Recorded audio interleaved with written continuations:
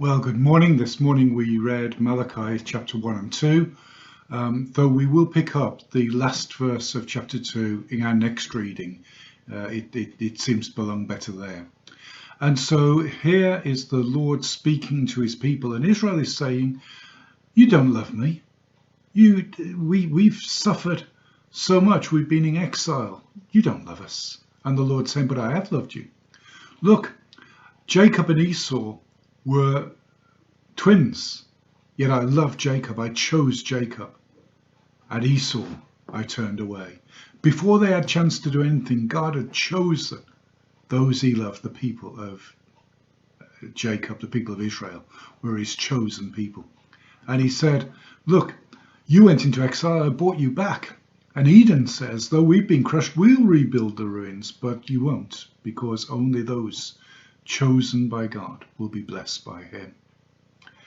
And there's a small line here which is important. Great is the Lord, even beyond the borders of Israel. In those days, people believed in territorial gods, the God of Israel, not the people of Israel, but the land of Israel. And here God is declaring that he's the God of all the world, the God of all the universe, and just making that clear to his people. And he's saying, here's why you're not enjoying my blessings. Here are 4 areas where you have broken the covenants. We'll look at the first 2 today. The first one was through offering blemish sacrifices. And the key thing here was not giving their best to the Lord. They were giving the Lord that which was left over, that which was useless, that they couldn't sell. The deformed, the blind sheep were offered on his altar. The diseased lambs were offered to him. They defiled his altar. And the priests were not challenging this or giving good, true teaching. And so the Lord has said, an additional warning to you. Get the worship right. Make worship a priority. Offer your best to God. And then about how they treated each other. Next 2 are about how they treated each other. This first one was about the prevalence of divorce in the land. Now, it's not just people falling out of love with each other.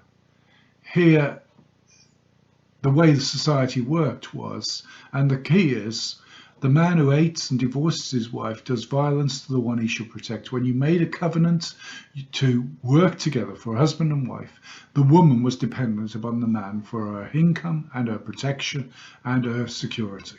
And so breaking that covenant would make the woman destitute.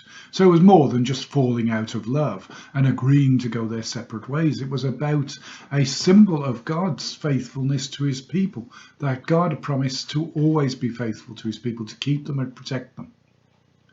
And so it was important that the covenants were kept, and the marriage covenant was a covenant to support someone and to receive support from them all through their life, and not to make them destitute. How we behave to each other is important to God.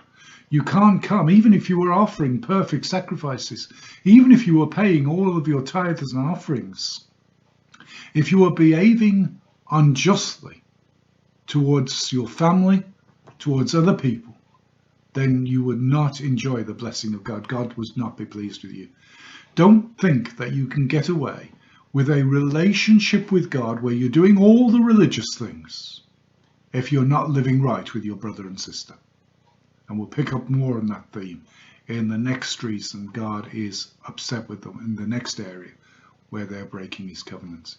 For us today, we will offer our best to God, and we will treat each other properly and care for each other in the way we have covenanted to do.